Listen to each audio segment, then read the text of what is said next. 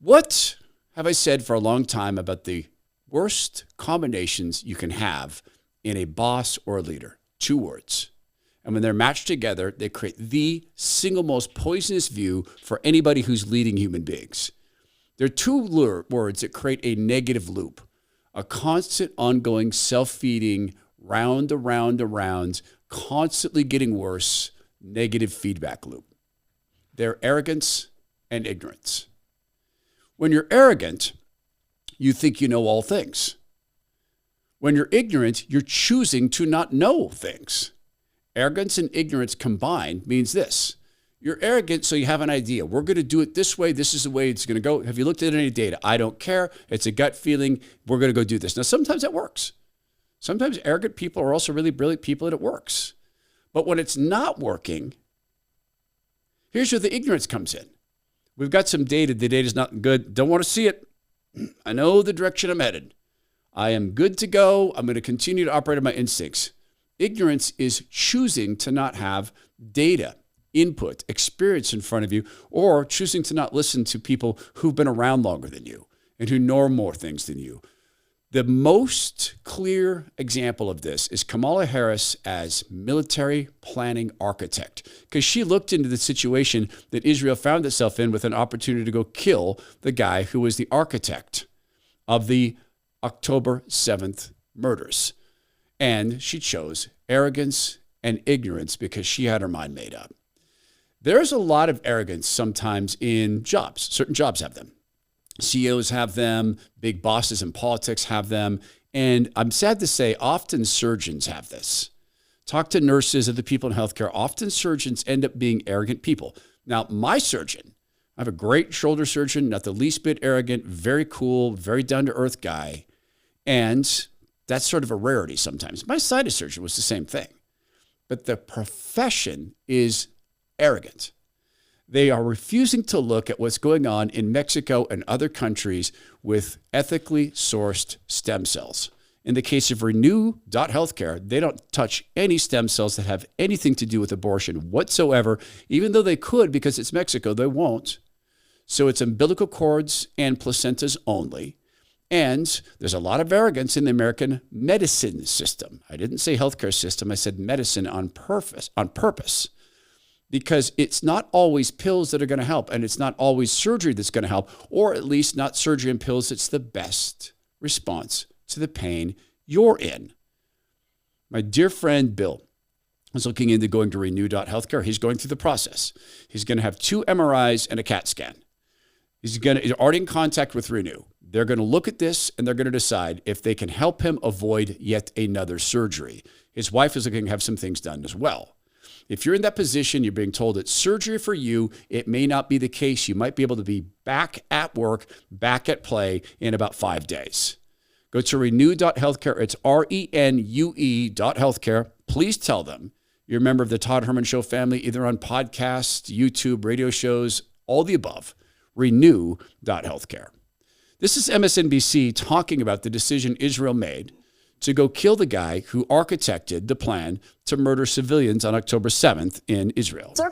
You're so right to point out the circumstances of his death. He's out there and he's, I believe, killed by IDF trainees, right? This is all seemingly incredibly haphazard how it happens. It doesn't seem like Israel has any intelligence that it's even Sinwar when they're engaged in a firefight with him. Well, I mean, again, that's why there's a lot of questions that need to be asked about the intelligence that goes into what Israel has been doing in Gaza for the past year. 42,000 Palestinians killed. No doubt that there has been moments where Israel has targeted specific people. But if it has been just destroy Gaza and kill everybody who's in there, as we saw today in this kind of like random way you come across the leader of Hamas, then it really raises questions as to what are you actually doing? What are you actually targeting at this point in the process? So when you're talking here about the number of Palestinians killed, where do those numbers come from?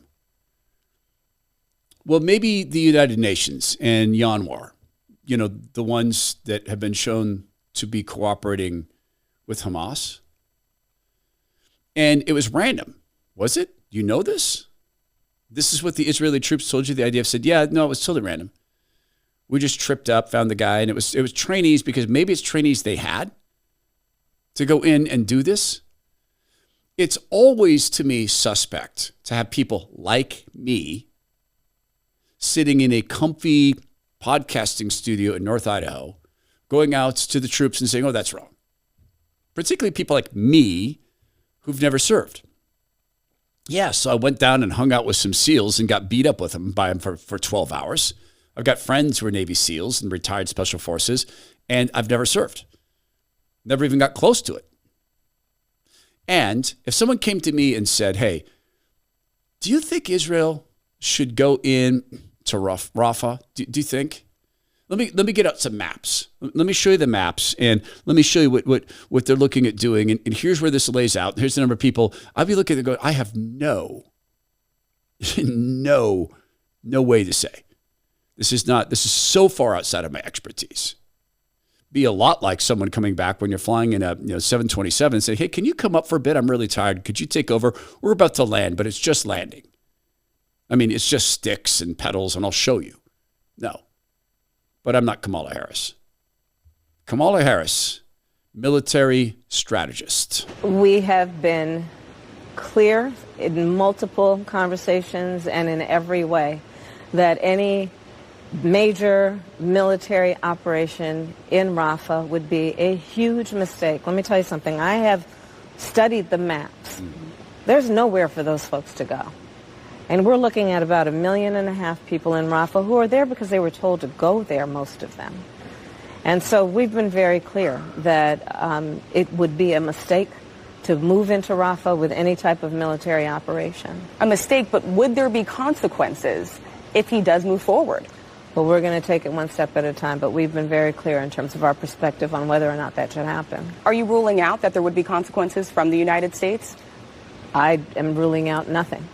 When someone like Kamala Harris keeps using the phrase, we've been very clear, understand what it's a response to.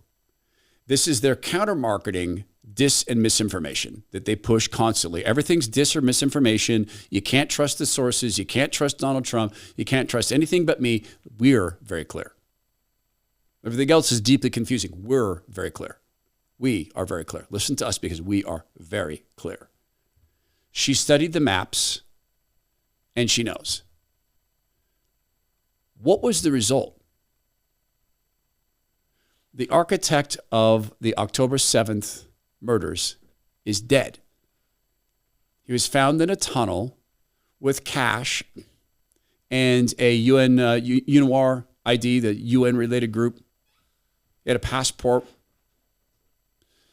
His wife apparently had a $30,000 purse